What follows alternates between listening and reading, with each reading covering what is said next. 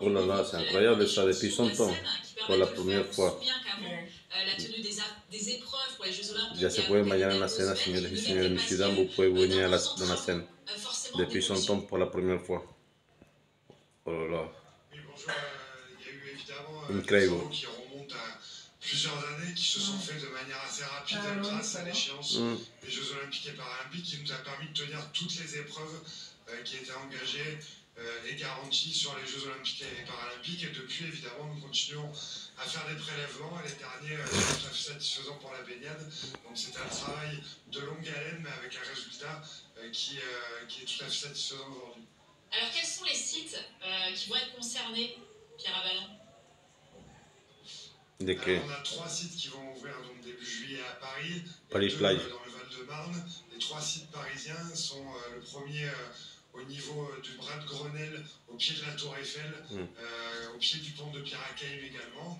Le deuxième, il se situera dans le Bras-Marie, pas très loin de l'hôtel de ville. Et enfin, le dernier, il sera au niveau de la passerelle Simone de Beauvoir, au pied de la Camp Arena, dans le 12e arrondissement sur la rive droite, en face de la BNF.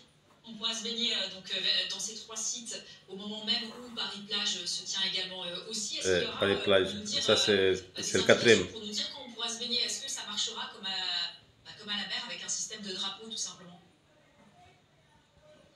Oui, absolument. Il y a des relevés quotidiens, comme on le fait d'ailleurs au bassin de la Villette. On a une baignade depuis plus de 7 ans maintenant. Effectivement, il y aura un système de drapeau comme à la plage. Le drapeau vert qui D'accord, ça vient c'est ça, ouais. les bonnes et les conditions sont idéales. Je me réveille, mais pas Paris. À une heure et demie de Paris, c'est lourd, c'est clair, clair, clair comme le ciel, comme mon esprit. Qui signifie que les conditions ne sont pas réunies, soit en termes de qualité d'eau, soit parce que le débit de la Seine est trop fort. Donc ça fonctionne exactement comme sur une plage, que l'ensemble des gens qui ont pu aller sur plage on connaisse.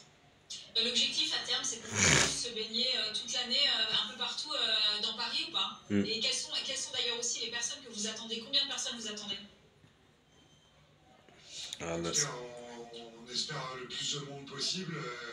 Ce qu'on peut dire, c'est que si on peut se baigner dans la Seine, on ne peut le faire que dans ces endroits-là.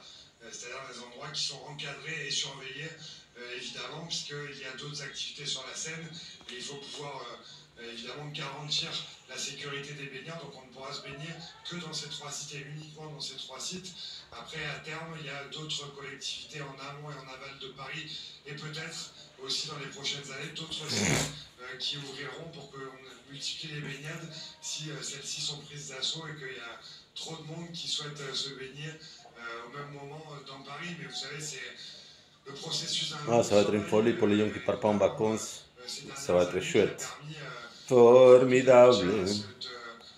Formidable. Ça doit être formidable se baigner dans la Seine. Ça doit être formidable.